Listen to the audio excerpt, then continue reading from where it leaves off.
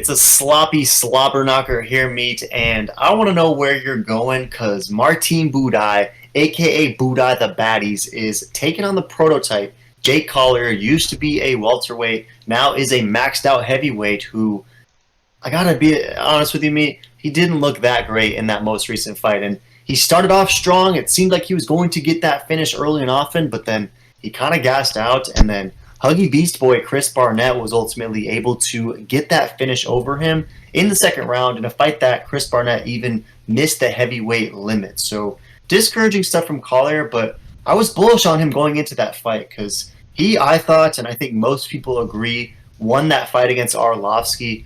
Split decision on the resume, but most thought that he did enough, and then he absolutely smoked Chase Sherman before that. And that was a fight where he was a sizable dog and was like a plus 800 submission threat, but made performance of the night light work in the first round. So it almost seemed like Collier was peaking and ready to go on a fat run, but Chris Barnett kind of put a quick stop to that. So I want to know if he recovers and can right the ship against Buday the Baddies, who is 11-1, is 110 straight, 2-0 in the UFC, and his lone loss is to my boy Juan Espino, who just retired and will be dearly missed. But Buday the Baddies, again, undefeated in the UFC, 2 straight wins. He got a win over Lucas Brzezinski. That was a split decision, a very close competitive fight, but one that I think some thought Buday the Baddies should have won. And then he also beat Huggy Beast Boy Chris Barnett and was able to technical decision him unanimous. So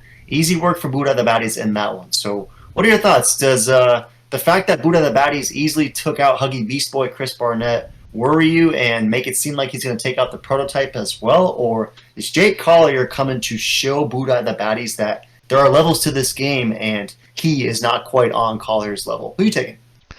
Yeah, this is such a funny fight. I mean, both these guys are bums. Jake Collier did not look good that last fight. He should have won that. That was very comical that he lost.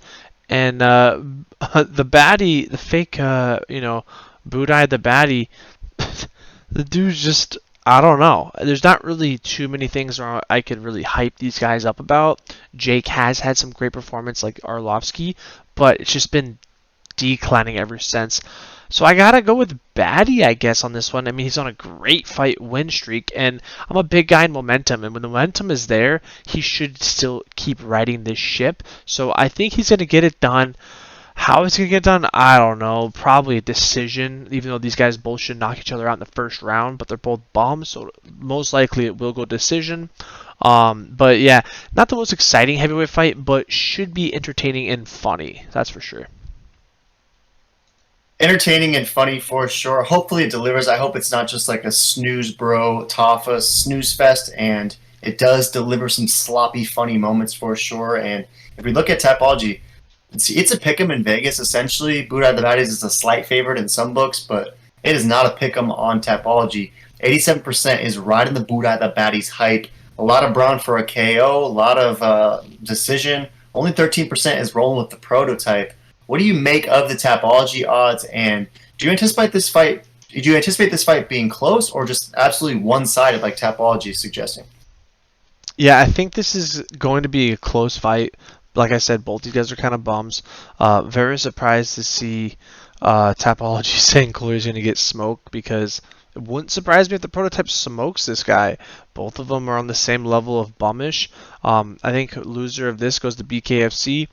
And there's a good chance it's a double knockout in this one. It's going to be a fun double knockout if it happens, and it'll be exciting to see them in BKFC soon.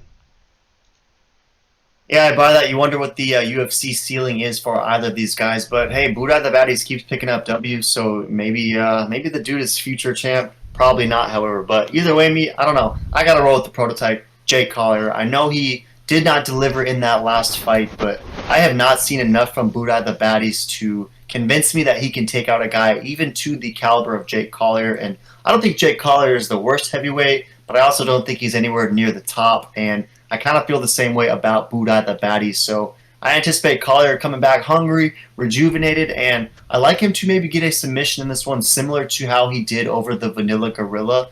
And I don't know, I'm personally a little bit surprised by all the Buday the Baddie KO love on Tapology, because for me, Buday the baddie hasn't demonstrated too heavy, crazy power, and I would just be surprised if Collier was a victim of getting slept. But then again, I wouldn't have thought that Huggy Beast Boy Chris Barnett could finish Collier either. So my heavyweight record is a little bit spotty. Take it with a grain of salt, meat boys, but I'm rolling with the prototype Jake Collier. I like him to get this by submission. Any last thoughts, me? No, this is a fun fight. This is a great fight. Throw in the comments who you take and why.